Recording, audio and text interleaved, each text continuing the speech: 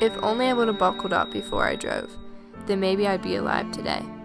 More than half of the people killed in car crashes were not restrained at the time of the crash, and about 53% of all people killed in accidents were not wearing seatbelts. Make the right decision before driving, so you don't end up like me.